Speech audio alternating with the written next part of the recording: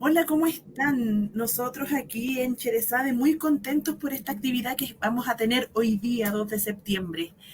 Em, Así como hemos tenido otros ciclos de conversaciones, en esta oportunidad tenemos de invitados a esta conversación a escritores que queremos mucho y admiramos también mucho, porque es importante hablar de microficción, ¿cierto? Es importante seguir estos diálogos y no detenernos en la reflexión, en el aprendizaje.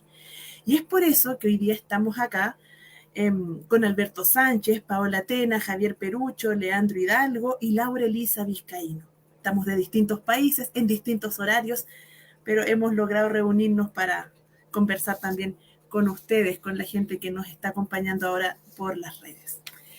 Y los voy a presentar para no hacer más larga esta introducción. Estoy acá con Paola Tena. Paola Tena nos habla desde Islas Canarias, pero es mexicana. Paola Tena es pediatra, escritora e ilustradora. Ha publicado los libros de microficción en Las Pequeñas Cosas, el año 2017, Cordón Colorado con Ediciones Cherezade, el año 2020, Mini Bestiarios, Cuentos Incómodos y versión no autorizada, Kit de Emergencia y Fumadores, por una editorial cartonera Alebrije. Y el libro de cuentos Rosa Mexicano por la editorial La Tinta del Silencio el año 2020. Quiero saludar a Paola. Aquí está. Hola Paola, Hola, ¿cómo ¿qué tal? estás? ¿Qué tal, Lorena? Muy contenta de estar aquí en tan buena compañía. Los que estamos, que vamos a entrar y la gente que lo está viendo, que son también queridos amigos. Así, ¿cierto? Y hay otro amigo nuestro y autor de la editorial aquí también, Alberto Sánchez. Alberto es de Nicaragua. Es psicólogo, máster en estudios avanzados en literatura española, hispanoamericana, microficcionista, escritor de literatura infantil y juvenil. En microficción, Alberto ha publicado Miniaturas Voraces, Mitología Mínima, Naufragio de Botella, eh, perdón, hasta ahí, Naufragio de Botella y Los Jiménez con Quartz Ediciones, Diario del Caos con Ediciones Cherezade, La Vida en Diminutivo con Anamá Ediciones, y él estuvo a cargo de la antología Aquí hay dragones, antología de microficción centroamericana, con La Pereza Ediciones.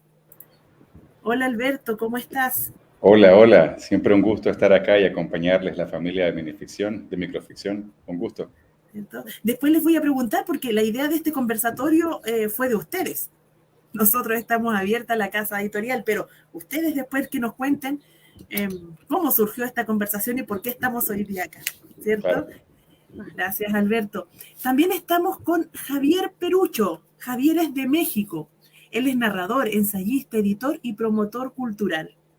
Javier Perucho es autor de Dinosaurios de papel, Yo no canto, Ulises, de cuento, El cuento jíbaro, La música de las sirenas, Hijo de la patria perdida, Ocaso de utopías, La invención del...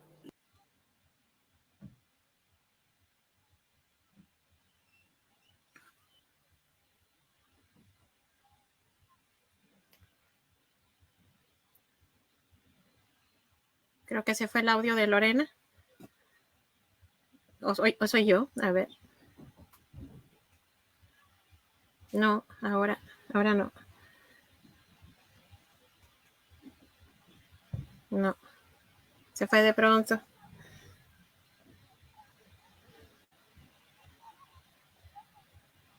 No,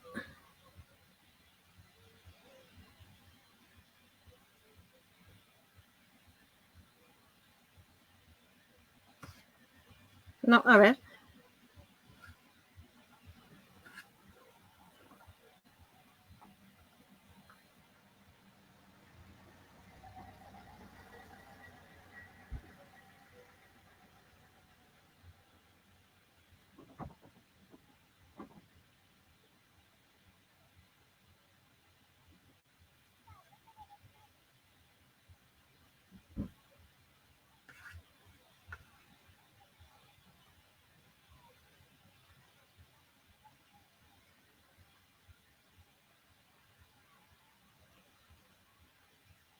Si no, Alberto, yo creo que podemos ir comentando un poco de Sí, cómo surgió la idea del conversatorio, en lo dale, que se dale. arregla un poquito esto, sí. Perfecto. Bueno, a ver, Lorena está entrando de nuevo. A ver, ¿lo lograste? Y No. no. Bueno, aquí vamos comentando, no te preocupes, Lorena. Vamos comentando comentando, un poco. sí. Bueno, pues a ver, aquí le doy la intro a Paola. Bueno, Paola publicó un post que fue cuando, Paola, esto fue tal vez un par de Hace un meses o año, yo más, creo, ¿no? ¿no? Hace un Más año puede tiempo, ser, ¿no? más, un año y Sí, medio, un sí, poquito sí. así.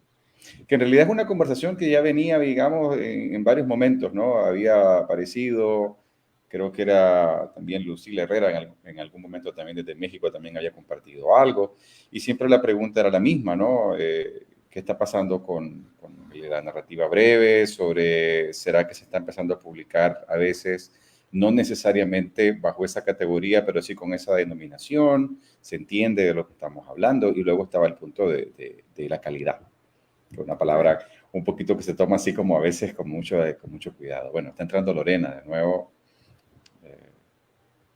No se No, escucha sigue todavía. sin escuchar. Busca un audífono, a ver si... Sí, Igual un audífono con micro puede ser. De repente. Bueno, pues encuadrando de nuevo, pues Paola hizo ese post y bueno, que Paola ahorita también lo puede comentar un poquito. Yo viendo el post, pues me comuniqué con ella, me comuniqué con vos en privado y así empezó un poco, ¿no? Empezamos a mover la posibilidad de conversar sobre este tema peliagudo de la calidad. Pero bueno, Paola, ¿qué pensás? Igual, ¿no? Sobre la misma... Te pusiste en mute. Ahora soy yo. Un tema bastante peliagudo lo que dices, porque igual tenemos diferentes opiniones, entonces la idea también era cuando intentamos hablar sobre esto, era hablar con gente que fuera escritora, pero además también con gente que fuera investigadora para ver los diferentes puntos de vista y también que tuvieran un poco de puntos de vista contrarios, ¿no? Para poder enfrentar las ideas, porque a veces hemos visto conversatorios que son muy buenos, pero cuando están todos de acuerdo, luego no se generan las opiniones diversas, que es lo que nos hace un poco reflexionar, ¿no? Entonces, yo tengo unas ideas que son un poquito controversiales, no sé, que ya las iremos comentando.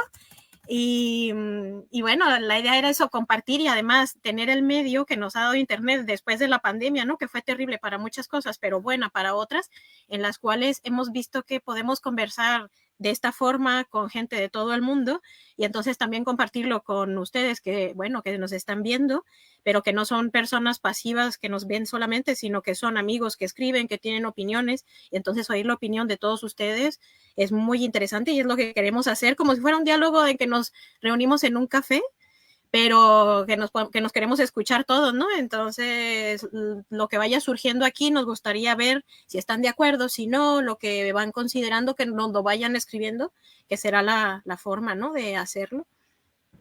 Mira que aquí hay un comentario ya de Andrea Calvo. Lo breve no necesariamente es microficción. La trampa está en Disculpen, ¿me banalizar la escucho ahora? expresión y olvidarse de la calidad. Sí, sí, Lorena, te escuchamos. Ahora sí, Dale, ya. seguila. Gracias por rellenar, me encanta. Gracias. Algo pasó con mi micrófono, ahora sí se escucha bien. Sí, ahora sí. Ya, súper. Disculpen, entonces sigamos con Javier Perucho. Qué bueno que ya contaron cómo surgió esta conversación, porque es importante ver cómo se van tejiendo los lazos. Y yo decía que Javier Perucho está en México, es mexicano, es narrador, ensayista, editor y promotor cultural. Javier es autor de Dinosaurios de Papel, de Yo no canto Ulises, de cuentos, de El cuento del jíbaro, La música de las sirenas, Hijos de la patria perdida, o Casos de utopías, La invención de la noche, entre otros. Ha publicado 4 libros de narrativa breve, Enjambres de historias, Anatomía de una ilusión, Sirenalia y Patrañas. Ensayos y relatos suyos han sido publicados en América Latina, Estados Unidos y Europa. Es doctor de letras por la UNAM. Ahora sí, Javier, ¿cómo estás? Hola, buenas tardes a todos, compañeros, amigos, amigas. Aquí estoy listo. Listo, muy Muchas bien, gracias por su invitación. Demoró, pero lo logramos. Aquí estamos también con Leandro Hidalgo. Leandro es argentino. Él vive en Mendoza, es sociólogo y profesor de sociología, músico y escritor. Ha publicado discos y libros, escribe ensayos y artículos de opinión en medios de prensa. Leandro publicó los libros Instantáneas y Capacho. También publicó Grado, microficciones sobre la historia argentina y Irresponsables. Y también publicó Zona Paréntesis con nosotros en la editorial. Hola, Leandro, ¿cómo estás?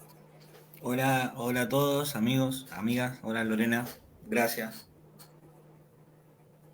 Y por último, nuestra última invitada es Laura Elisa Vizcaíno, también mexicana. Laura es doctora en letras e investigadora en el Instituto de Investigaciones Bibliográficas de la UNAM.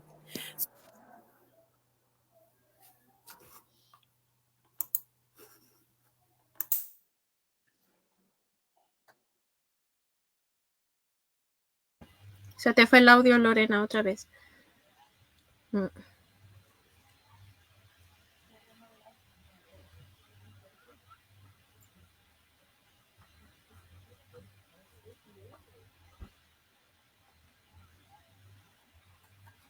Ahí sí, ahí sí. Ahora. No sé qué pasa hoy día con mi... Debe ser algún planeta retrógrado que me está haciendo esto. Bueno, les decía que Laura Elisa Vizcaíno ha publicado el libro para niños El barco de los peces piratas, los libros de microrelatos titulados Cucos y Bien me sabes. Asimismo compiló las antologías Ochenteros, mini antología de minificción mexicana, El cuerpo y sus derivados y microrelatos en el Bicentenario. Durante 11 años fue tallerista de Ficticia, www.ficticia.com. Y quiero que saludemos ya a nuestra última invitada. Hola, Laura Elisa, ¿cómo estás? Hola, ¿qué tal? Pues la verdad estoy muy contenta, muy emocionada de estar aquí con grandes amigos. Y sí, retomo lo que decía Paola hace un momento. Es como si nos tomáramos un café. Ojalá que algún día también sea presencial. Pero mientras tanto, creo que esa idea de conversar, de mostrar nuestras angustias, nuestras dudas, nuestros rencores ante el género, pues creo que va a ser muy rico. Entonces, muchas gracias por la invitación. Gracias, Laura Elisa. Y yo quiero partir preguntándoles.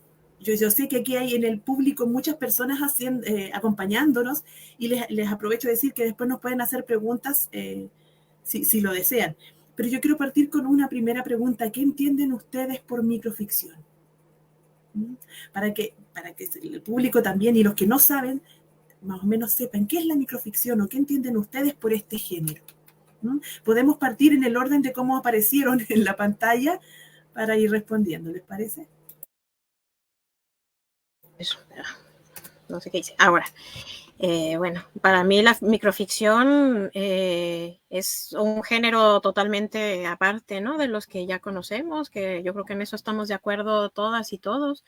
Y para mí tiene ciertas características. Para mí la microficción es un texto breve que debe de cumplir con cierto formato, pero que también ha evolucionado.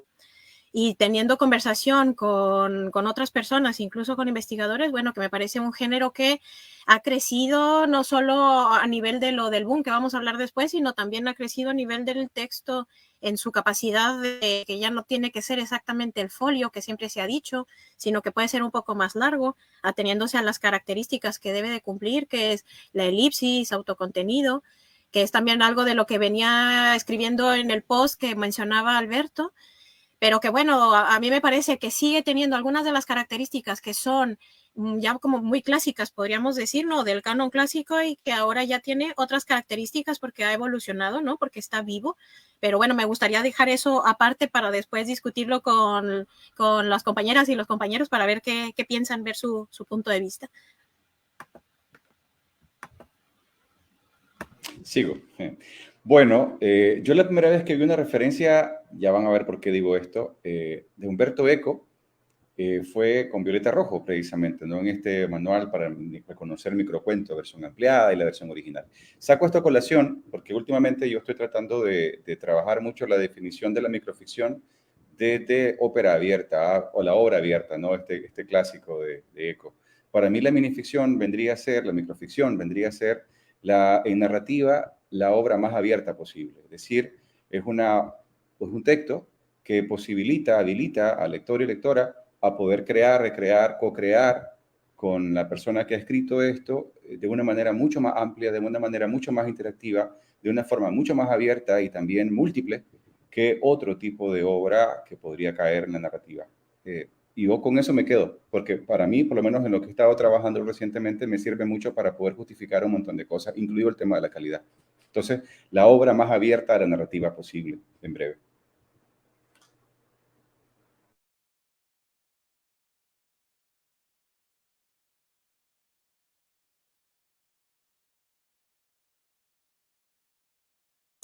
Tu micrófono, Javier.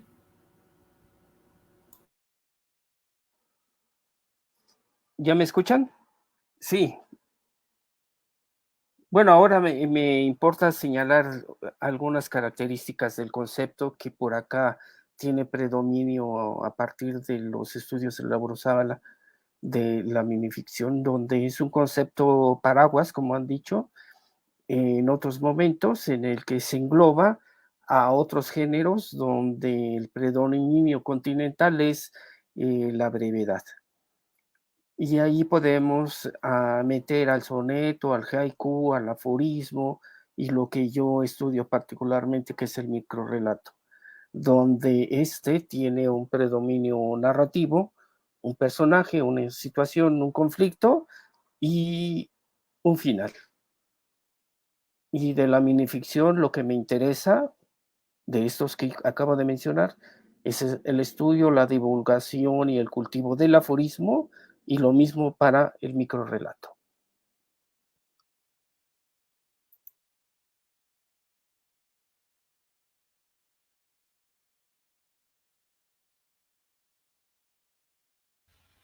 Leandro, ¿no?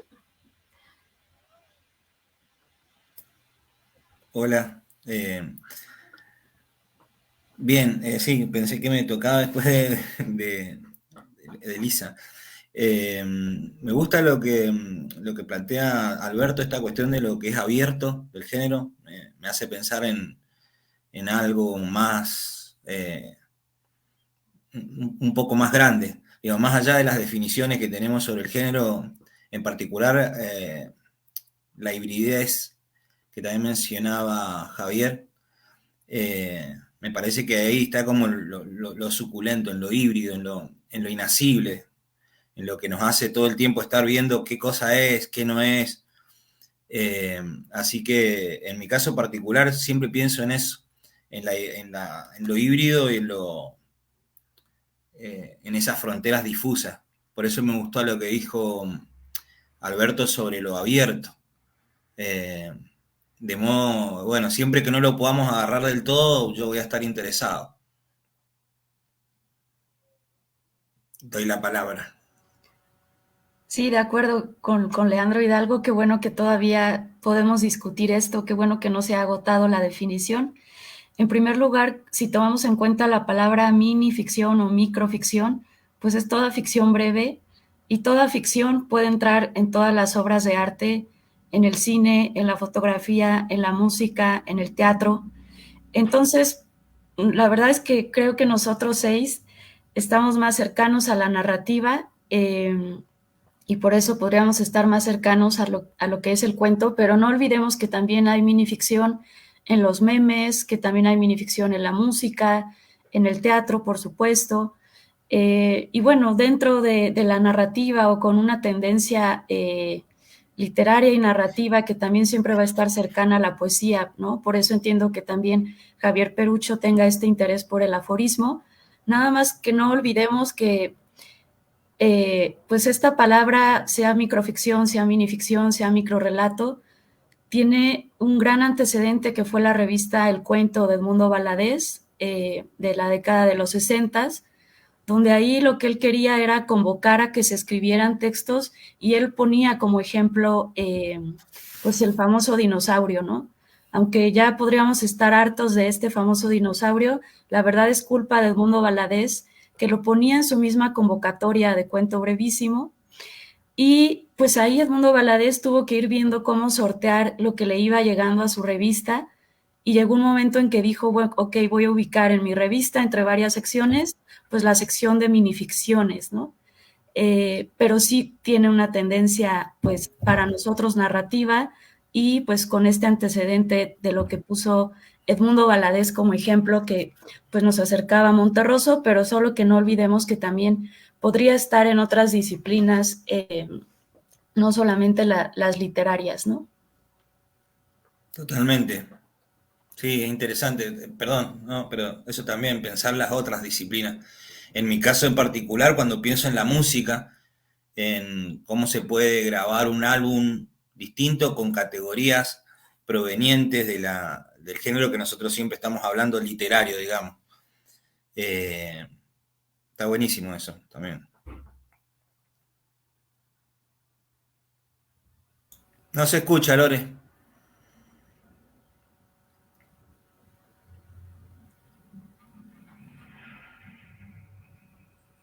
¿Y ahí se escucha?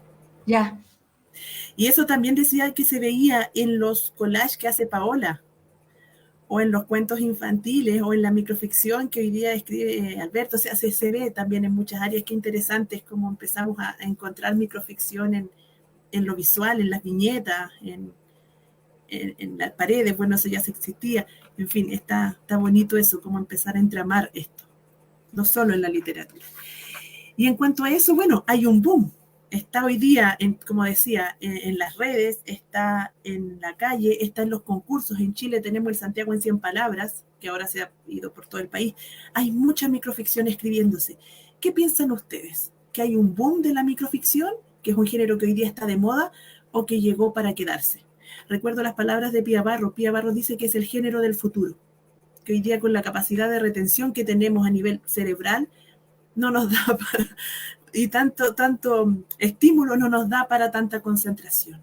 Entonces, ¿es el género del futuro, viene para quedarse o está de moda, va a pasar? Alberto. Pido la palabra porque yo proponía eso, ¿verdad? Y no sé si los colegas estarán de acuerdo, pero yo quería hablar un poquito de la perspectiva centroamericana también. Bueno, yo recuerdo bien, y ustedes también, porque creo que todos y todas participaron, no sé si Leandro también, durante la cuarentena, en la casi excesiva cantidad de actividades en las que estuvimos online y en las que además, en el caso particular de la comunidad de la narrativa breve latinoamericana, creo que funcionó muy bien como un elemento de encuentro. Lo complicado, que nos podamos ver físicamente en alguno de los países, ¿no? Y tal, pero en todo caso, en ese sentido, pues si algo salió de bueno de la pandemia fue que nos viéramos las caras, nos juntáramos. Y obviamente con todas estas actividades, de alguna manera se puso también, sospecho, en el plano editorial, la posibilidad de ponerle más atención a este animalito exótico de la microficción, microrelato, minicuento, como le queramos llamar. Y lo que yo vi a posteriori, y lo vi en Centroamérica de manera particular, fue que también nos sirvió para encontrarnos a nosotros acá, y hoy por hoy la actividad literaria asociada se ha aumentado al punto que casi cualquier feria de libro en Centroamérica de una u otra manera está tocando o abordando el género. Y en particular en Honduras, con el trabajo de José Zelaya, Elisa Logan, han estado empujando mucho el aspecto centroamericano. Nos hemos juntado, también hemos hecho encuentros regionales, ahorita se viene uno en noviembre, y yo veo también a gente como que ya lo reconoce, como que ya le da también como su lugar, como que lo ven como algo aparte, no necesariamente equivalente al cuento o a la poesía, y además con un cierto valor propio, ¿no? Entonces, la pregunta sería acá si esto se ha convertido también en un interés editorial por sacar obras y entonces multiplicar las posibilidades de publicación. Yo les puedo decir que en Nicaragua una editorial, la más reconocida probablemente, 30 años ya de existir, con obras de Ernesto Cardenal o Yoconda Belli, por mencionar algunos autores de alto nivel, también decidió apostar por la minificción y publicar, comenzar su propia colección. Entonces, eso nos está hablando de un reconocimiento mayor y una posibilidad de aumento de lectores y de publicaciones, y esa sería la pregunta, ¿no? Yo desde mi lado, yo veo que sí, pero ahora obviamente faltarán los colegas y las colegas.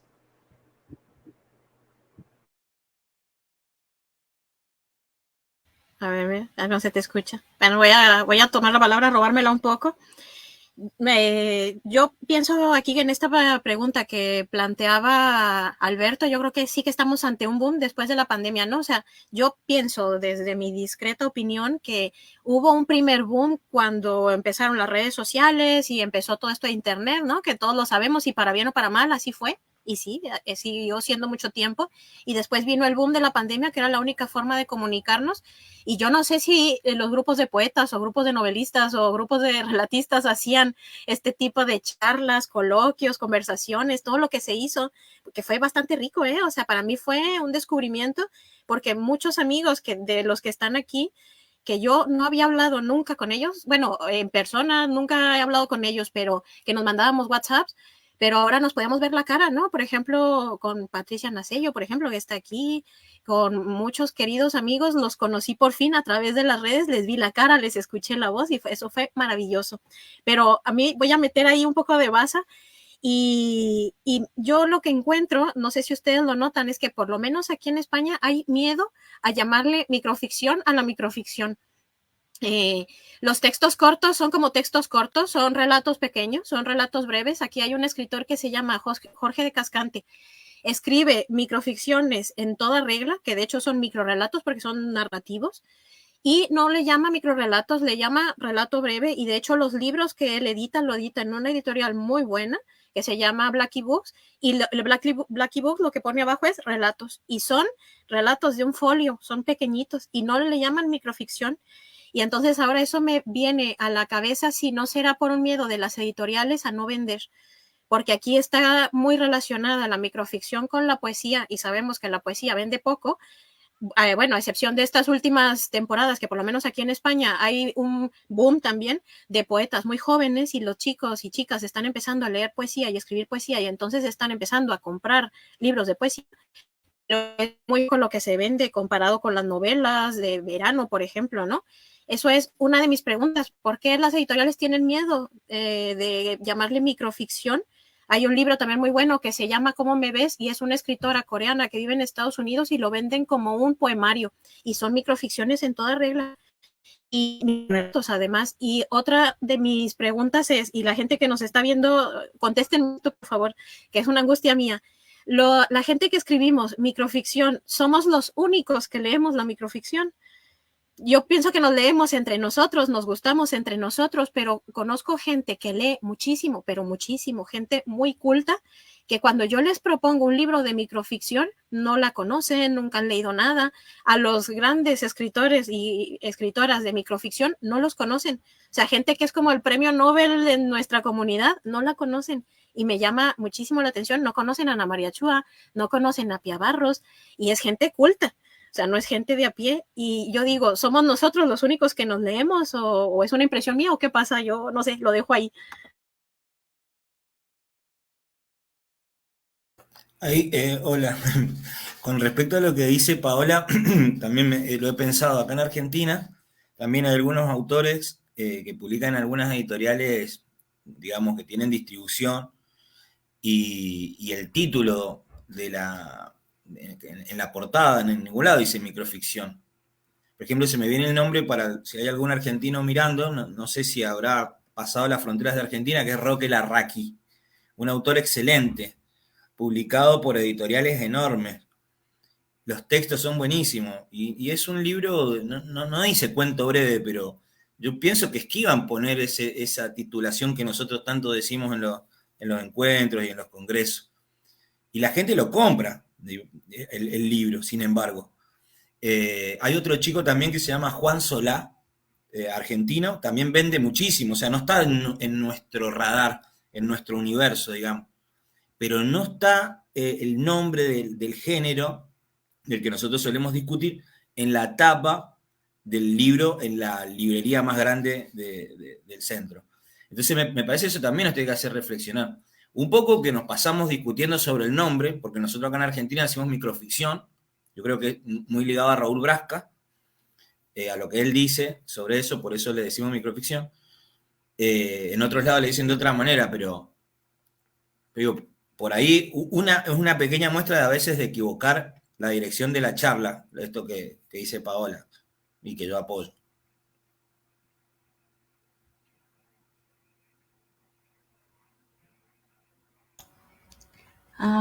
Pues bueno, yo quisiera comentar primero que la cuestión respecto al boom, sí tiene mucho que ver con el boom respecto al término genérico, ¿no? O sea, sabemos que la microficción y la literatura breve existe desde siempre, pero qué fuerte, más bien lo que se ha puesto de moda es el modo de difusión. El modo de difusión está en el aspecto editorial que están mencionando Paola y Leandro. El modo de difusión está en la cantidad de concursos que puede haber. Me ha tocado ver que incluso para promocionar ciertas marcas que no tienen nada que ver con la literatura, pero ponen como concurso minificciones, ¿no? Porque eso permite que sea breve y eso permite que la marca tenga ahí como algo de difusión. Eso puede pasar también en ferias de libro, no sé, como que varias instancias se están dando cuenta que con la microficción pueden promocionarse, ¿no? Y bueno, puede pasar también con los autores. Entonces, más bien creo que lo que se está poniendo de moda es, o lo que se ha puesto de moda a partir de la pandemia, es darse cuenta que es un modo de difusión pues útil, ¿no? Por otro lado, también volviendo a la cuestión editorial, se me hace interesante que pensemos que existen los géneros literarios y existen también los géneros editoriales. Pero ahí sí creo que como escritores o como investigadores, a veces no nos queda más que hacer caso de esas decisiones editoriales, ¿no? Claro, se me hace importante las preguntas que están planteando de por qué ciertos autores o por qué ciertas editoriales tienen este temor a utilizar la palabra, ¿no? A veces no sé si es temor o también desconocimiento o también que quienes hemos estado metidos en este ambiente también tenemos un afán porque se conozca, porque se reconozca, porque la palabra se utilice más, porque la mesa de ventas principal de la librería debería de decir microficción, pero quizás también señalar que siempre va a ser una cualidad marginal de la microficción y eso también está bien, ¿no? O sea, si siempre se queda al margen, quizás hasta lo va a hacer más estético por siempre, ¿no? Esto desde el punto de vista de lo que podrían pensar las editoriales.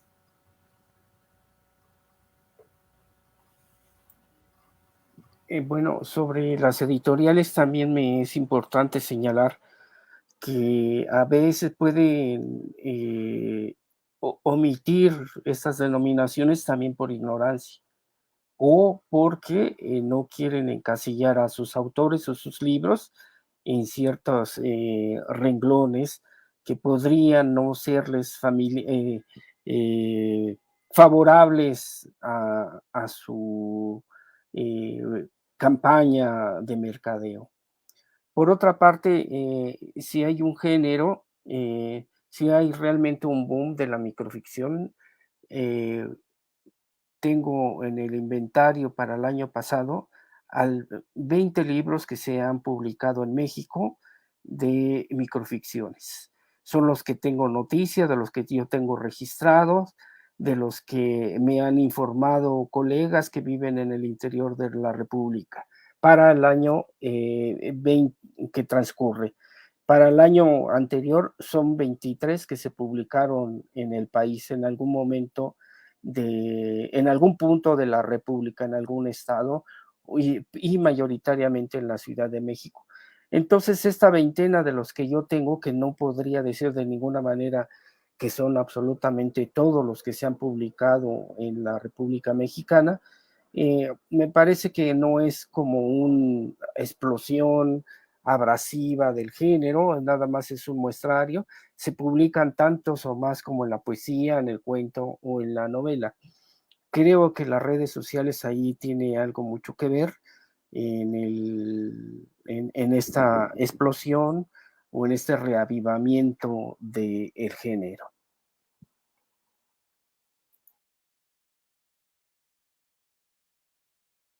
Bueno, ¿me escucho ahí? Me estoy preguntando cada vez que voy a hablar qué estrés. ¿Ahí se escucha? ¿Sí? Alberto, ibas Sí, a comentar. se escucha, sí, sí, breve, es que se me perdió la señal, los miraba todos convertidos en remolinos ahorita, y disculpen. A ver, yo quería agregar algo un poquito ahí, brevito, porque tampoco quiero monopolizar acá, con el tema de lo de los nombres y las editoriales, esto que decía Laurelisa. Acá nosotros estamos siempre como en un desfase, ¿no? Tal vez alguna vez recuerden que yo he comentado que Centroamérica ha ido como un desfase como de una década casi con respecto al sur y al norte. y estamos tratando de ponernos al día con cierta rapidez. En ese sentido, por eso yo mencionaba mucho lo del boom acá, o sea, ha sido de manera muy particular una apuesta editorial, pero también proyectos independientes que han ido generando mayor especialización. El caso del proyecto La Chifurnia, que distribuye hacia El Salvador, Honduras y Guatemala libros, ha creado su propia colección Isiacabuche, que es específica para la minificción en Centroamérica. Y eso ha sido algo que pasó pues, del 2020, 2022 para acá. Pero luego también estaba pensando que todavía sigue pasando esto, porque por ahí estaba poniendo, hay unos comentarios buenísimos en Facebook, sobre todo me parece que de parte de Andrea Calvo, ¿no? Con el tema de la extensión y el patriarcado, que también prima, agregando un poquito leña al fuego, la visión de la novela decimonónica, por lo menos para Centroamérica ha sido bastante obvio el peso de cómo el libro grande, la gran novela americana, todavía sigue ahí un poco en el imaginario tanto del escritor como del lector o de las editoriales, de que son estas obras las que valen, ¿no? Por su extensión y tamaño. Pero también en Centroamérica en particular estamos bastante marcados por la poesía y en Nicaragua de manera específica, obviamente hablo por el caso de Rubén Darío, y por eso mucho autor y autora que ha escrito minificción prefieren nombrarlo poesía antes que microrelato o minificción, que siempre se le ha visto bajo sospecha. Insisto, ahora poco a poco, en los últimos años, esto está cambiando. Hay un respeto o un reconocimiento a algo distinto a la poesía, el cuento, la novela en Centroamérica en particular, que nos está dando como una vuelta a esto, ¿no? Y la posibilidad de nombrarlo y editoriales que apuestan por el nombre y tal. Entonces, pero sí, yo creo que tenemos como varias cosas que están pasando y que no estamos necesariamente iguales en todo el territorio de América Latina, ¿no? Con respecto al fenómeno, digamos. Sería Sí. bueno... ¿Leandro? Sí, no, con respecto a esto, me hace pensar que esto que dice Javier, que tiene registrado nada más que 20 libros, está bien, se te pueden haber escapado, Javier, algunos libros que no te hayan llegado, pero eso está muy lejos de ser un boom. Claro. A mí me parece que, claro, como decís, yo creo que la cosa está en lo que es el boom, creo yo. El boom tiene características sociales, políticas, de lo fragmentario, de la cosa personal, del ego, de aparecer, de exhibirse. Eso es el boom. La microficción, Javier tiene 20 libros encontrados nada más. O sea que sigue siendo marginal, escondida, desconocida.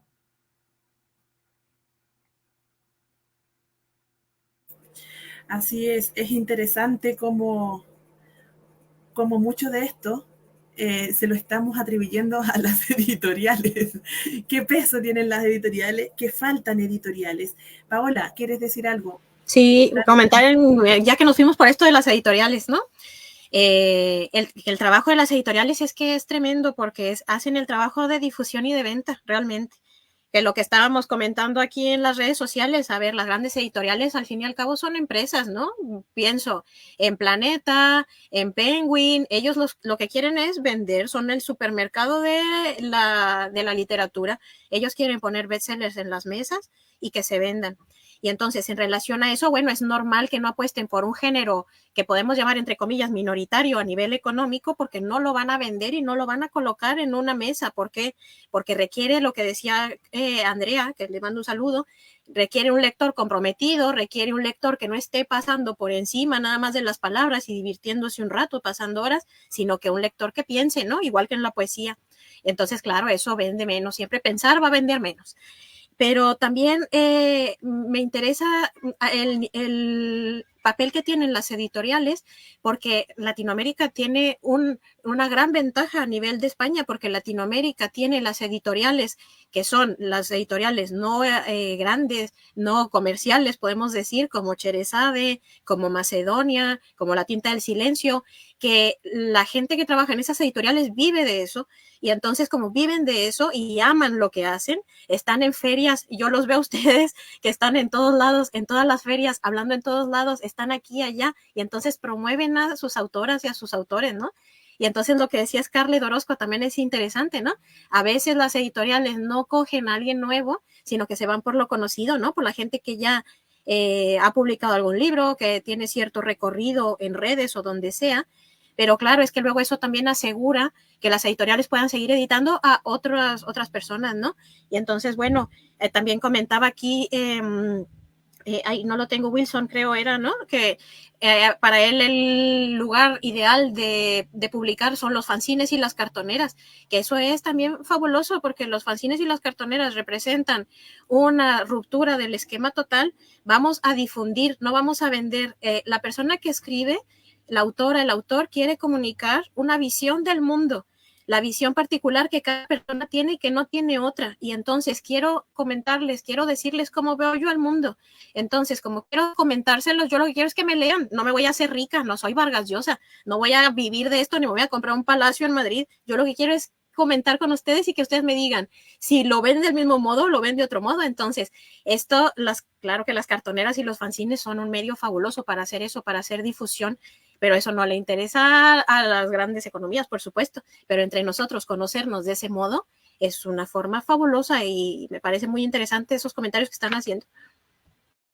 Permítame agregar algo. En la historia de la microficción, al menos en México, las ediciones de autor, las ediciones marginales, siempre ha estado muy presente en la difusión y en la publicación del género.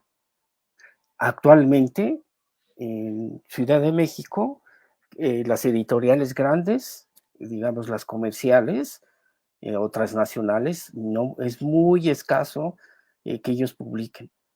Sí, en cambio, las editoriales marginales, independientes, cartoneras o bien universidades, pocas universidades se han atrevido, o incluso es mayoritariamente la participación de editoriales estatales, es decir, casas de cultura, institutos culturales de las regiones.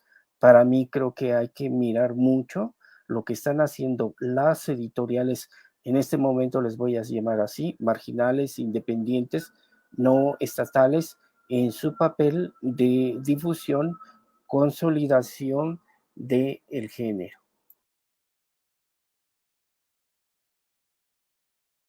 Así es, Javier. Es interesante esta diversidad también que hay. Están las editoriales estatales, están las editoriales, las grandes, las independientes, las fanzineros. Wilson decía por ahí de los fanzines. En Chile, las editoriales independientes publicamos fanzines. Hacemos todo esto, nos encanta ir probando estas nuevas. Y con respecto por ahí a lo que decía Scarlett Orozco sobre los autores nuevos. Yo creo que las editoriales independientes, las marginales, como llama Javier, si nos atrevemos, yo conozco el trabajo que hace Micrópolis, por ejemplo, el trabajo que hace Macedonia. Macedonia ha publicado un montón de autores, muchísimo más que nosotros, lleva más tiempo también, y nos atrevemos con autores nuevos. El tema es que hay que ir tratando de equilibrar un poco para que la editorial pueda sostenerse. Y ahí es otro mundo. Me gustaría que quizás más adelante armáramos una mesa de reflexión en torno al trabajo editorial, porque ahí hay un mundo que desarrollar. Pero debido a eso... Y que no ha sido estudiado, ¿eh? Y que no ha sido estudiado. Que claro, no ha sido estudiado. Claro, sería interesante entonces conocer, o que los lectores, los que nos acompañan hoy día, vieran esos estudios, vieran esos trabajos, vieran esas reflexiones, porque da para mucho que hablar. Y bueno, como decían por ahí, están las redes sociales que hoy día sirven para la difusión, están las editoriales en sus distintas áreas, están las autopublicaciones, hay muchas microficción publicándose, pero todo es de calidad, todo merece estar ahí. Por un lado sí, porque todos tenemos derecho a expresarnos, pero en cuanto a la calidad literaria, ¿qué es la calidad literaria? Porque ahí es subjetiva o no. Y también les hago una pregunta, es, ¿toda la microficción que hay hoy día tiene calidad literaria o se está publicando por publicar quizá? Porque si existe la posibilidad la tomamos. ¿Cómo lo ven ustedes?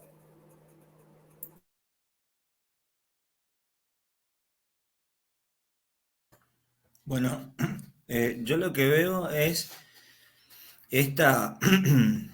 o sea, no puedo desprenderme de las características socioculturales en donde los textos se producen, digamos. Eso me parece muy importante, donde el campo de la microficción está inserto en características particulares de producción. Esas características especiales bueno, en muchos estudios de microficción están tomadas de Italo Calvino. Vieron que está la levedad, la rapidez, etc. Después vieron muchas otras porque ha ido cambiando también. O sea, lo que pasa en los últimos años no es lo mismo que pasaba a principios del siglo XX o lo que pasaba en los 80 cuando empezaron a llamar al género por su nombre. Entonces, esas características de producción en donde se escriben los relatos, me parece que hay que poner el foco ahí.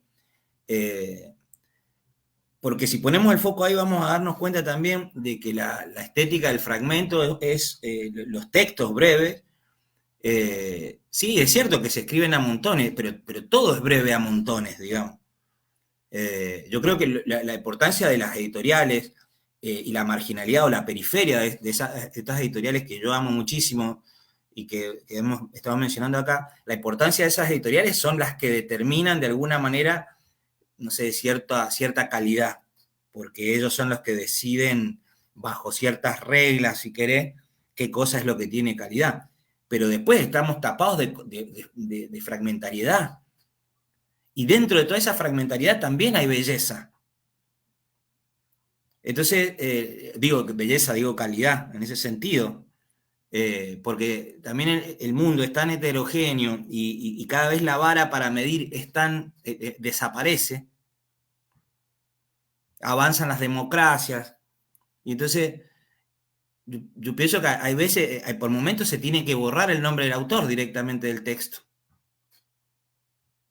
Porque la firma del autor en la brevedad tiene que tener un sustento de un desarrollo estético.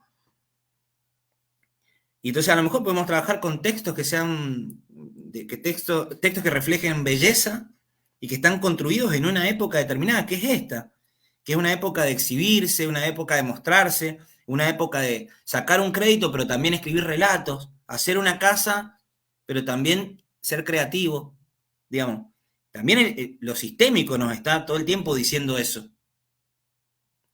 Y como nosotros estamos inmersos en eso y nuestra brevedad tiene que ver con eso, tenemos que pensar en este caudal, este incremento. No sé si un boom, un incremento, una cosa sobre la otra, aditivamente. Se suma una a la otra, a la otra, a la otra. Se genera una cantidad. No está ni mal ni bien. Simplemente que todo el mundo puede hacer relatos que tengan belleza si son breves.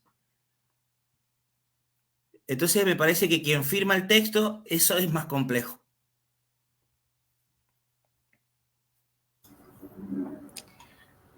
Yo quisiera sumar a lo que está diciendo Leandro, bueno, también a lo que se habló antes sobre el boom.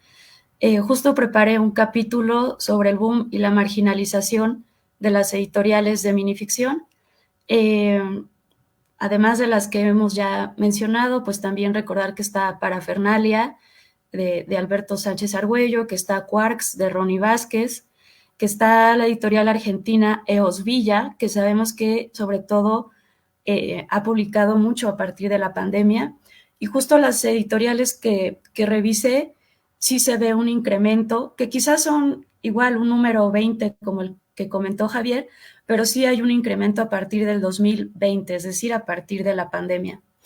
Pero bueno, lo relaciono también con el asunto de calidad, porque parte de mis conclusiones es que dentro del circuito literario, y que eso tiene que ver con lo social que está comentando Leandro, dentro del circuito literario pues está el autor, está el lector, están las editoriales, está el mercado, está los que difunden, pero algo que pasa es que en el caso de la microficción es que a veces esos sectores son la misma persona.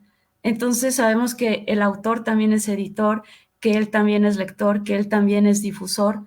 Siento que eso puede generar algo positivo, ¿no? O sea, como también lo acaba de comentar Leandro Hidalgo, no es que esté bien y mal, pero sí genera algo hacia adentro, ¿no? Algo como muy interno, y que quizás por eso también pues otras editoriales no lo voltean a ver, ¿no?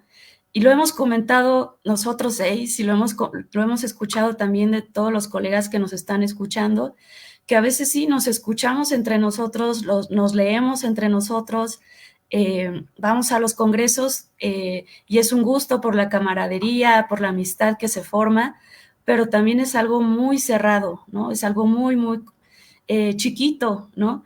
Queremos verlo grande, pero la verdad es algo muy chiquito, muy pequeño.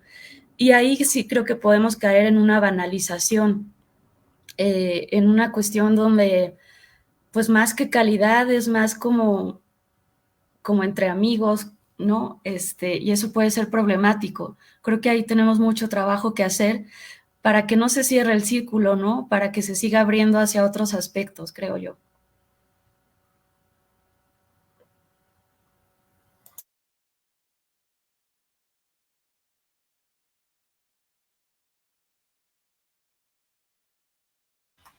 Voy a comentar, es que no te escucho, Lorena. No, hablando un poco sobre esto de la calidad, ¿no?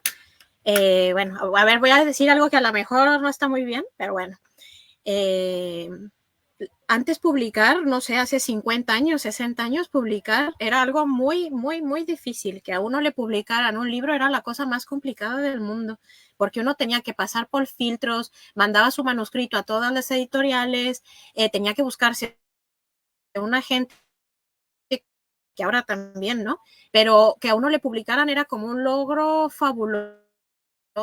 Luego imprenta, de pronto, sino que el libro tenía que irse a una corrección era una corrección de estilo, estaba el editor, te tachaba todo el manuscrito, te lo devolvía, tenías que escribir párrafos enteros y después, cuando todo eso estaba pulido, entonces sí se pasaba a la edición. ¿Por qué? Porque publicar un libro es caro, cuesta mucho dinero y entonces como es caro tiene que hacerse con mimo.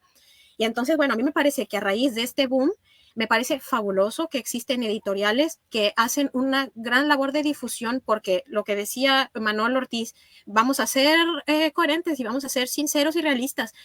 Nuestro mundo es un mundo muy pequeñito en el cual traer un libro, ¿por qué nosotros no nos intercambiamos libros? Porque es carísimo. Si yo les envío un libro, me cuesta 10 euros, que son no sé, 200 pesos, 300 pesos más lo que cuesta el libro. O sea, ¿por qué nosotros no estamos todo el tiempo trayendo y llevando libros? Porque es muy caro. Entonces, ahora el trabajo que hacen las editoriales digitales, lo que comentaba Alberto, Parafernalia o Quartz, es fabuloso porque podemos descargarlo y lo podemos compartir con todo el mundo, pero de todos modos queremos también ediciones en papel y entonces yo lo que extraño de los libros que han salido, de muchos de ellos, tengo que ser sincera, es que haya corrección editorial. La calidad existe. Que el arte sea subjetivo y que algo me guste o no me guste o me llegue o no me llegue, claro, es verdad, el arte es subjetivo, pero tiene ciertos parámetros objetivos. La formación, la sintaxis, la gramática, es que esas son cosas objetivas. Que algo exprese o no exprese un sentimiento, que esté bien hecho o que no esté bien hecho, es que hay parámetros objetivos.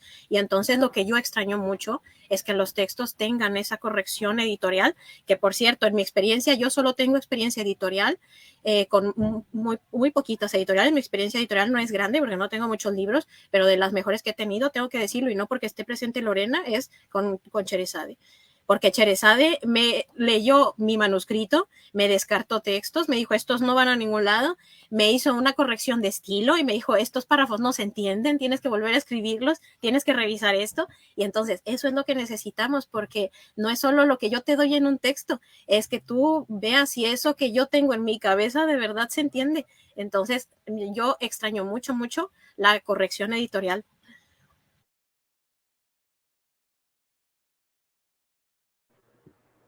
Alberto, Pido la ¿sí? palabra, sí. Vamos. Bueno, igual de nuevo, ¿no? Hay una cantidad inmensa de comentarios acá, buenísimo. Hay dos conversatorios acá. Bueno, que luego ojalá quienes estén aquí vean los comentarios, porque esto ha estado magnífico. No seríamos capaces de abordar todo lo que se está tocando ahí. Bueno, yo estaba tratando de poner orden en mi cabeza un poco con el tema de la calidad y estoy de acuerdo con todo lo que ha sido expresado aquí por colegas. Y luego se me venía una pregunta, ¿no? ¿Y qué es lo que me gusta a mí? Yo creo que también al final el tema de la calidad, y esto lo han dicho varios, creo que fue Andrea Calvo, presente que está de nuevo por acá, que mencionaba que no habíamos mencionado al lector en la definición, lector o lectora, y que al final está ahí, ¿no? La lectura te dice si esto te gusta, si esto te parece, si esto, y tienen preguntas básicas que ya las hacía Laura Zavala, ¿no? Por ejemplo, que esto es memorable, es decir, vos lees un texto y te queda algo de ahí o simplemente lo disfrutaste en un momento, o sea, fue como una función nada más de entretenimiento o hay algo más. Luego tenemos esto de qué tantas lecturas aguanta, que también Zavala lo ponía como una de las características fundamentales, ¿no? La minificción, la microficción es un texto que resiste muchas miradas, muchas lecturas, más bien se enriquece o se gana la riqueza en la medida que se sigue leyendo. No se agota el sentido. Es decir, mientras más dotado de sentido, mientras más amplio o profundo es el campo semántico en un texto, más posibilidades de lectoras habrá. Nosotros somos 6 personas acá, posiblemente serían 6 lectoras distintas en un texto que tenga una profundidad semántica importante, y podrían ser más todavía. Seguro que a ustedes les ha pasado alguna vez un texto que el autor dijo que quería decir tal cosa y luego uno como lector le agregó 1500 cosas que realmente no estaban pensadas originalmente. Entonces, ¿qué tanto da de sí el texto, no? Y yo le comentaba a Lorena y a Paola en algún momento que yo no quería que nunca que esta charla fuera preceptiva. Creo que una cosa que odiaríamos es tratar de ser como una especie de RAE de la narrativa breve y decir esto tiene que ser así, tiene que tener tales características y cualidades.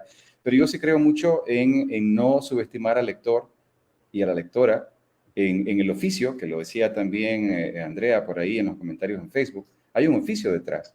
Esto no es un asunto de casualidades, el mezclar el chiste o la mera reflexión y qué es esto del texto minificcional y algo que decía Laurelisa al comienzo, que es que bueno que podemos seguir discutiendo estas cosas porque significa que no hemos agotado todavía lo que es este tipo de narrativa breve, pero de nuevo, si hay un oficio detrás, si hay una dedicación, hay algo que está queriendo uno decir como autor, como autora. Pero yo me quedo siempre en esto, ¿no? ¿Cuál es el nivel de profundidad co-creativa y de lectura múltiple que aguarda detrás de un texto que está ahí? Y esta posibilidad, esa riqueza que te hace que sea memorable, que te hace que sea una obra abierta, que hace que entonces el lector y lectora tenga esa co-creación, que es mucho de la posmodernidad, que yo sé que es una palabra que está usada y abusada. ¿Y qué cosa es la lectura posmoderna? Al final, ¿no? La lectura posmoderna híbrida, es polifónica, es múltiple. Y yo creo que en ese sentido lo que hacemos, yo soy apasionado del género, yo creo que ustedes también, lo que hacemos es eso, es algo que intenta ser nuevo cada vez y eso no es fácil, porque uno puede caer muchas veces en el autoplagio, que también es otra cosa que sucede mucho, ¿no? Hacemos una fórmula y luego solo se repite muchas veces y a lo mejor cumple con todos los criterios, pero ¿qué estamos haciendo? ¿Un artificio textual o un texto propio con una calidad, ¿no? Entonces, no sé, así un poquito, ahí disculpen el caos, pues es lo que se me venía en este momento. Gracias, Alberto. Qué interesante. Miren, ya llevamos 1 hora conversando. Al tiro, Leandro, al tiro te doy la palabra. Sí, no, rápido. Bueno. Como decía Alberto, hay otra conversación, hay otro conversatorio aparte en el chat y está muy interesante. Qué bueno que se den estas reflexiones. Le voy a dar la palabra a Leandro, pero al tiro les paso la última pregunta para ir cerrando. Hay mucho más que conversar, ¿cierto? Pero por tiempo, para ir cerrando. ¿En qué proyectos relacionados con la microficción están ustedes hoy día? Hemos hablado de la microficción en general, de la panorámica en general, pero vamos a lo personal. Cuéntenme también en qué están ustedes hoy día para ir cerrando. Vamos, Leandro, puedes partir y así... Sí, no, me interesa mucho el otro tema cuando hablamos de la calidad, porque también lo que yo veo es que con respecto a todas estas cuestiones objetivas de lo que es la microficción y que nosotros vamos como coronando qué cosa es, eso también, o sea, hace más de 10 años se decía lo mismo sobre la calidad. O sea, como que yo veo que también las cosas van cambiando, pero nosotros seguimos igual. Como que aprendemos qué cosa es la microficción a partir de los teóricos que han trabajado bien el asunto y después tratamos de ver con esa lupa si esos textos son o no son. Pero yo estoy hace varios años en esto tratando de estudiar todo lo que me cae en las manos y veo que hace más de una década también decíamos exactamente lo mismo sobre eso. Si entra ahí, entonces es una microficción y no se hace en 5 minutos, sino que, etcétera, etcétera. Pero tal vez hace 10 años, y también se hablaba de que se estaba escribiendo un montón. Y ahora pasaron 10, 15 años y sigue cada vez más el asunto de lo breve. Yo hago hincapié en esto que les decía de la calidad, no sé, es algo que es polémico, si quieren, no sé. Yo hace poco que he empezado a pensar en esto de que a lo mejor el texto puede no tener un nombre. Puede no tener un nombre. porque muchas veces se puede generar algo sin conocer todas esas delimitaciones. Incluso nosotros ya la conocemos, esas delimitaciones, y podemos hacerlo. Podemos hacer un libro entero de microficción. Entonces ese poder hacer llegar hasta ahí solo porque lo podemos hacer, también me parece un poco, por lo menos revisable. Así que bueno, no, nada, quería decir eso, nada más.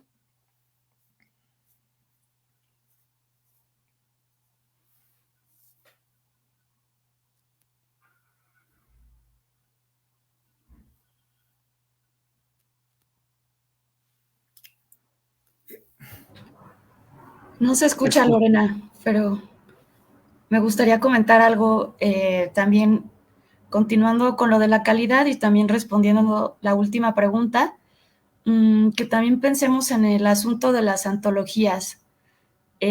Así como comentó Paola, que antes era muy, muy difícil pues publicar y todo eso, también las antologías tenían otra forma de pensarse. No era, digamos, por invitación, sino que tenía más que ver con un autor que ya había revisado muchas obras, un compilador que ya había revisado muchas obras y entonces seleccionaba lo mejor, ¿no? Recordando que antología también tiene que ver con lo más representativo, con una selección de lo mejor. Digamos que las antologías de inicios del siglo XX son eso, la mirada de un compilador que se dio cuenta que pues quizás varios textos iban por el mismo tema, pero tuvo ese trabajo de selección, ¿no?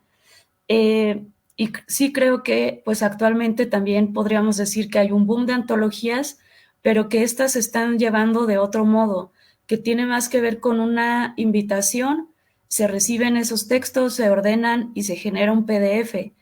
Igual, como mencioné antes, no es que esté bien o mal, porque eso puede ayudar, por ejemplo, a fomentar la escritura, puede ayudar a fomentar el género, pero claro que ahí pues el filtro se hace muy grande, ¿no? Si pensamos en una coladera, pues es como algo muy grande donde todo entra y sí falta quizás una red más crítica, ¿no? Para que entonces podamos decir, claro, esta antología está hablando con una mirada crítica de lo más representativo. Siento que eso sí es algo que está pasando. Y bueno, nada más sobre la última pregunta de en qué estamos actualmente respecto a la microficción, pues en mi caso, actualmente estoy dando un curso con personas que no tienen nada que ver con la literatura, que no tienen nada que ver con el género. Es un curso teórico práctico sobre microficción y la verdad es un gusto y un lujo poder estar justo con esas personas que apenas están entendiendo de qué va, pues cuál ha sido su historia, cuál va a ser su continuación. Y bueno, eso siempre es muy enriquecedor cuando se llega justo a lectores ajenos, ¿no? Y bueno, en eso estoy.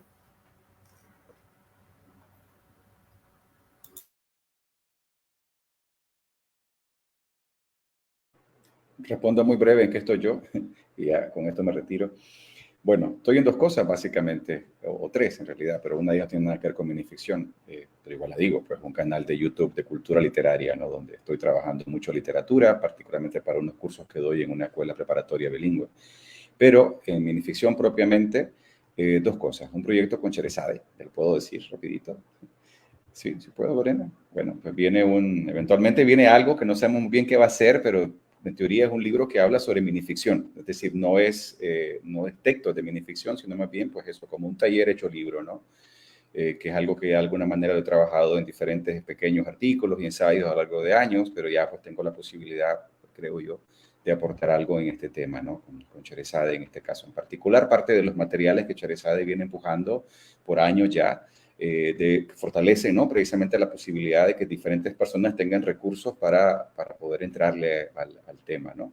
Y dentro de ese libro hay un aspecto particular que es el que más me interesa ahorita y es lo que estoy trabajando en Nicaragua y espero poder llevarlo a nivel centroamericano, que ya no son talleres de escritura de minificción, que sí tengo rato haciendo, sino talleres de lectura de minificción, microficción, que toca precisamente en gran parte lo que hemos estado hablando acá, ¿no? Que es cómo uno como lector o lectora puede degustar, catar, criticar un texto. Y no me refiero desde una perspectiva de crítico profesional, sino el lector y la lectora y punto, ¿no? Y esto básicamente implica, pues, leer, degustar, pero también tener las claves de lectura, que esto a veces mucho nos hace falta. Puedo pensar, por ejemplo, en el caso de poesía. Yo tengo un montón de alumnos y alumnas, yo soy profesor de secundaria, que odian la poesía, y no necesariamente porque la odien en realidad, sino porque nunca tuvieron la posibilidad de tener a la mano códigos lectores o herramientas de lectura, estrategias lectoras, que permitieran apreciar, degustar, gozar, disfrutar un poema, sino que solo se les dio, saque la métrica, vea cuántas sílabas hay acá, qué tipo de poema, esto es cierto, arte mayor o menor, y eso sabemos que no significa disfrutar una lectura, eso es analizar un texto estructuralmente hablando. Yo creo que la minificción muchas veces puede pasarle lo mismo.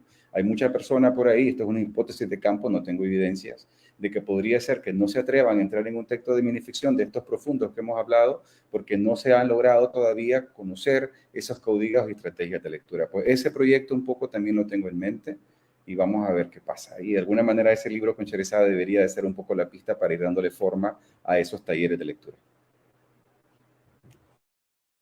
Paola. Bueno, solo para un poco terminar con lo que habíamos hablado sobre lo del dinosaurio, es que veo que comentaron un montón sobre eso y no lo puedo ignorar, porque si no me voy a quedar con la espinita dentro y no me la voy a sacar. Que bueno, lo que estaban comentando Darwin, Vladimir, Andrea, ¿no? Sobre lo del dinosaurio. Yo creo que nos quedamos un poco bajo, podríamos decir, el patriarcado de lo que tiene que ser la microficción, que estuvo muy bien. Eso tuvo su impacto en los 70s, en los 80s, cuando no se conocía bien qué era y se empezó a definir, pero creo que esa paternalización de lo que es la microficción se ha quedado todavía, entonces la tiene como muy atada, no la deja evolucionar hacia las cosas nuevas. Lo que yo decía al principio, los géneros es que están vivos, la novela está viva y ha evolucionado, la poesía está viva y ha evolucionado, no se quedó en los sonetos. Los relatos, por ejemplo, no es lo mismo lo que escribía Poe de lo que se está escribiendo ahora, de lo que ahora se entiende como un relato. Entonces los géneros, por más que se haya dicho que eran de alguna manera, están vivos, van cambiando, son otras cosas. Para mí, mi idea es que el futuro es la hibridización entre géneros.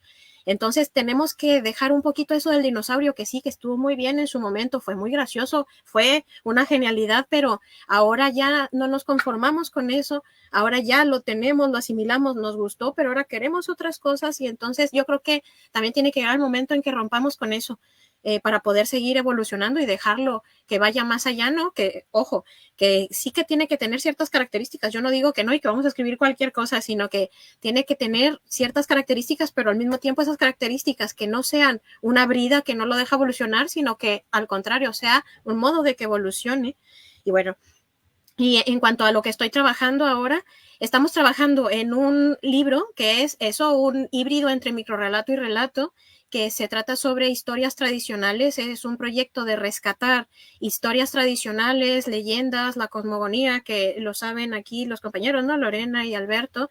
Y entonces se trata de que los autores y autoras que participan en esa antología hablen sobre las leyendas del lugar donde nacieron y las reinterpreten. Y entonces, bueno, el libro está en proceso de edición y yo creo que va a quedar bastante bonito, y ya cuando esté el libro en nuestras manos, bueno, ya les contaremos un poquito más. Y bueno, y fuera de eso es lo que tenemos, aparte de un par de proyectitos que como todavía ni siquiera están bien nacidos, bien pensados, pues no vamos a hablar de ellos, sino ya más adelante si es posible. Creo que falto yo. Sí. Bueno, tengo dos proyectos que están en curso. Uno de ellos es como atenta contra la idea que hemos manejado aquí del boom de la microficción. Ya tiene un par de años que está por ahí atorado. Es una antología bilingüe, México-El Salvador, donde a mí me correspondió realizar la parte mexicana con un pequeño estudio introductorio, el cuerpo antológico más una ficha bibliográfica de cada autor, donde se resumen las actividades de cada uno acerca de la microficción única y exclusivamente.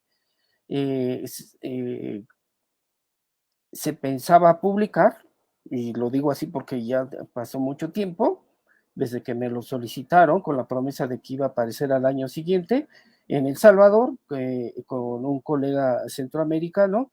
Ese es uno de la parte antológica, y el otro coordino en este momento para la editorial académica Microtextualidades de España, que dirige a Ana Calvo Revilla, un número monográfico sobre México, donde el principio de acuerdo con los editores es nuevas perspectivas, nuevas voces para alentar a la nueva generación de investigadores, críticos e historiadores, no solamente mexicanos, sino de América Latina, España y Estados Unidos, que tienen entre sus estudios sus preocupaciones críticas, el microrrelato en México. Eso es lo que puedo compartir. A partir de noviembre, a últimos días de noviembre, será lanzado al ciberespacio de manera gratuita, como ustedes conocen, la revista que dirige Ana Calvo. Muy bien. ¿Se escucha ahí? Sí, qué bueno. Qué bueno para dar el cierre. Ha sido cansador esto del audio. Pero qué interesante la conversación. Me gustaría seguir escuchándolo, seguir leyendo ese chat tan interesante, seguir aquí. Pero ya llevamos 1:10 y me parece haciendo homenaje a la brevedad, me parece prudente dejarlo aquí por esta vez.